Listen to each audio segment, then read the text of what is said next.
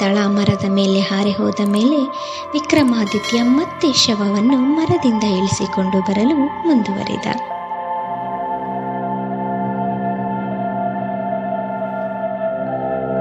ಪ್ರತಿ ಬಾರಿಯಂತೆ ವಿಕ್ರಮನಿಗೆ ಬೇತಾಳ ಕತೆ ಹೇಳಲು ಆರಂಭ ಮಾಡುತ್ತೆ. ಆದರೆ ಈ ಬಾರಿ ಸ್ವಲ್ಪ ವಿಭಿನ್ನವಾಗಿರುತ್ತೆ. ಒಂದು ಹಳ್ಳಿ ಚಿಕ್ಕದಾದರೂ ಚೊಕ್ಕವಾಗಿರುತ್ತೆ. ಯಾವುದೇ ಕೊರತೆ ಇರುವುದಿಲ್ಲ. ಜ್ಞಾಪ ಎನ್ನುವ ಮರದ ಕೆಲಸಗಾರನಿಂದ ಅವನ ಜೊತೆ ಅವನ ಪರಿವಾರವೂ ಇತ್ತು. ಅವನಿಗೆ 4 ಜನ ಗಂಡು ಮಕ್ಕಳು. ಜ್ಞಾಪ ದಿನವಿಡೀ ಕೆಲಸ ಮಾಡಿ ಸೋತು ಹೋಗಿದ್ದರೂ ಸಹ ಕೆಲಸ ಮಾಡದೇ ಇರುತ್ತಿರಲಿಲ್ಲ. ಅವನ ಕೆಲಸದಲ್ಲಿ ಹೆಂಡತಿ ಸುನಂದ ಸಹ ಸಹಾಯ ಮಾಡುತ್ತಿದ್ದರು.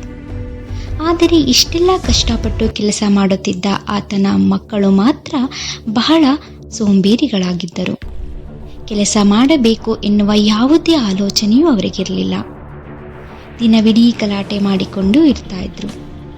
ದಿನ ಕೆಲಸದ ಬಗ್ಗೆ ಸಲಹೆ ನೀಡಿದರೂ ಯಾವ ಪ್ರಯೋಜನವೂ ಆಗಲಿಲ್ಲ.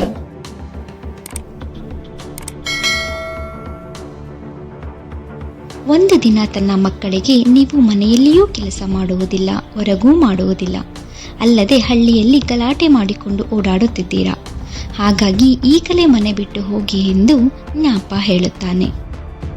ಆ 4 ಮಕ್ಕಳು ಸಹ ಮನೆ ಬಿಟ್ಟು ಊರ ಹೊರಗಿರುವ ದೇವಾಲಯದಲ್ಲಿ ಕುಳಿತು, ನಾನು 4 ವರ್ಷದ ನಂತರ ಇಲ್ಲಿಯೇ ಭೇಟಿ ಆಗೋಣ ಎಂದು ಹೇಳಿ ತೆರಳುತ್ತಾರೆ. ಏನಾದರೂ ಕಲಿತು ಬರೋಣ ಎಂದು 4 ದಿಕ್ಕಿಗೂ ಹೋಗುತ್ತಾರೆ. 4 ವರ್ಷದ ನಂತರ ಪಾರ್ವತಿ ನೆಲೆಸಿರುವ ಆ ದೇವಾಲಯದ ಹತ್ತಿರ ಬಂದು ಸೇರುತ್ತಾರೆ. ಈ 4 ಏನು ವಿದ್ಯೆ ಕಲಿತಿದ್ದಾರೆ ಎಂದು ತಿಳಿಯುವ ಕುತೂಹಲ ಇರುತ್ತೆ. ಮೊದಲನೆಯವನು ಹೇಳ್ತಾನೆ, ನಾನು ಒಂದು ಮೂಳೆಯನ್ನ ಮುಟ್ಟಿ ಪೂರ್ತಿ ಅಸ್ಥಿಪಂಜರವನ್ನ ಮಾಡುತ್ತೇನೆ ಅಂತ. ಎರಡನೆಯವನು, ನಾನು ಆ ಅಸ್ಥಿಪಂಜರಕ್ಕೆ ರಕ್ತ ಮತ್ತು ಮಾಂಸವನ್ನ ತುಂಬಿ ಚರ್ಮವನ್ನ ನೀಡಬಲ್ಲೆ ಎನ್ನುತ್ತಾನೆ. ಮೂರನೆಯವನು, ಇದೇನ್ ಮಹಾ, ನಾನು ಈ ಅಸ್ಥಿಪಂಜರಕ್ಕೆ ನೀರು ಹಾಕಿ ಜೀವ ನೀಡಬಲ್ಲೆ ಎನ್ನುತ್ತಾನೆ. ಇದನ್ನೆಲ್ಲ ಕೇಳಿಸಿಕೊಂಡ 4ನೆಯವನು ಸುಮ್ಮನಿರ್ತಾನೆ. ಈ 3 ನೀನು ಏನು ಕಲ್ತಿದೀಯ ಎಂದು ಕೇಳಿದಾಗ 4ನೆಯವನು ಹೇಳ್ತಾನೆ, 1 ಬಾರಿ ಉಸಿರಾಡಿ ಜೀವ ತೆಗೆಯಬಲ್ಲೆ ಎಂದು ಹೇಳುತ್ತಾನೆ.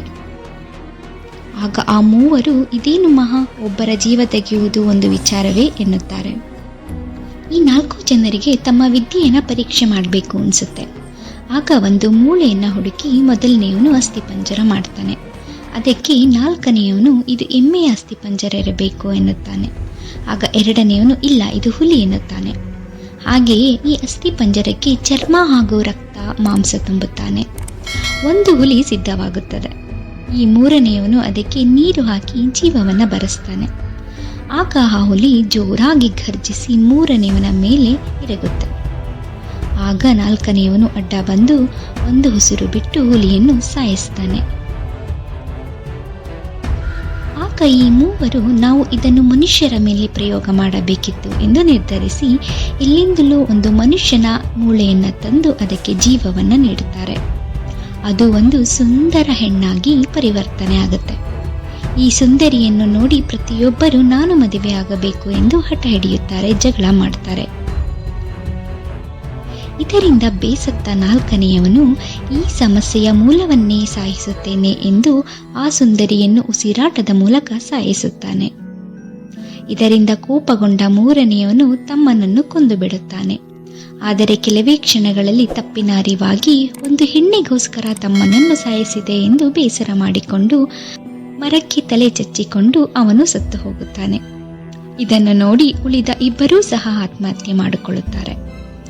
ಇದನ್ನೆಲ್ಲ ನೋಡಿದ ತಾಯಿ ಪಾರ್ವತಿ ಬಹಳ ಬೇಸರವಾಗುತ್ತೆ. ಶಿವನ ಬಳಿ ಹೋಗಿ ಅವರಿಗೆ ಜೀವ ನೀಡುವಂತೆ ಮನವಿ ಮಾಡುತ್ತಾಳೆ. ಶಿವ ಒಪ್ಪಿ ಆ 4 ಜನರಿಗೆ ಮಾತ್ರವಲ್ಲದೆ ಆ ಸುಂದರಿಗೂ ಸಹ ಜೀವ ನೀಡುತ್ತಾನೆ. ಆದರೆ ಮತ್ತೆ ಈ 4 ಜನ ಜಗಳ ಮಾಡಲು ಪ್ರಾರಂಭಿಸ್ತಾರೆ. ಆದರೆ ಈ ಬಾರಿ ಆ ಸುಂದರಿ, ನೋಡಿ, ಕಳೆದ ಬಾರಿ ನೀವು ನನಗಾಗಿ ಜಗಳ ಮಾಡಿದ್ದೀರಿ, ನಾನು ಸುಮ್ಮನೆ ಇದ್ದೆ, ನೀವು ನನಗೆ ಮರುಜನ್ಮ ಕೊಟ್ಟರು ಎಂದು ಗೌರವ ನೀಡಿದೆ. ಆದರೆ ಈ ಬಾರಿ ಶಿವ ನಮಗೆ ಜೀವ ಕೊಟ್ಟಿದ್ದು, ಹಾಗಾಗಿ ನಾನು ಯಾರನ್ನು ಮದುವೆಯಾಗಬೇಕೆಂದು ನಾನೇ ನಿರ್ಧರಿಸುತ್ತೇನೆ ಎನ್ನುತ್ತಾಳೆ. ಇಲ್ಲಿಗೆ ಕತೆ ಮುಗಿಸಿದ ಬೇತಾಳ, ವಿಕ್ರಮ ಈಗ ಹೇಳು, ಆ ಸುಂದರಿ ಯಾರನ್ನು ಮದುವೆಯಾಗಬೇಕು ಎಂದು ಕೇಳುತ್ತೆ. ಆಗ ವಿಕ್ರಮ 4ನೆಯವನನ್ನು ಮದುವೆಯಾಗಬೇಕು, ಏಕೆಂದರೆ ಆತ ಮನಸ್ಸು ಮಾಡಿದ್ರೆ ಆ 3 ಸಾಯಿಸಿ ಅವಳನ್ನು ಮದುವೆಯಾಗಬಹುದಿತ್ತು. ಆದರೆ ಆತ ಹಾಗೆ ಮಾಡಲಿಲ್ಲ. ಅಲ್ಲದೆ ಆತ ಬಹಳ ಚತುರ ಎಂದು ಹೇಳುತ್ತಾನೆ. ಇದನ್ನು ಕೇಳಿ ಬೇತಾಳ, ಸರಿಯಾದ ಉತ್ತರ ನೀಡಿದೆ ರಾಜ ವಿಕ್ರಮ, ನೀನು ನನಗೆ ಉತ್ತರ ಹೇಳಿದೆ, ಹಾಗಾಗಿ ನಾನು ಇಲ್ಲಿಂದ ಹಾರಿ ಹೋಗುತ್ತೇನೆ ಎಂದು ಬೇತಾಳ ಮತ್ತೆ ಮರದ ಮೇಲೆ ಹಾರಿ ಹೋಯಿತು.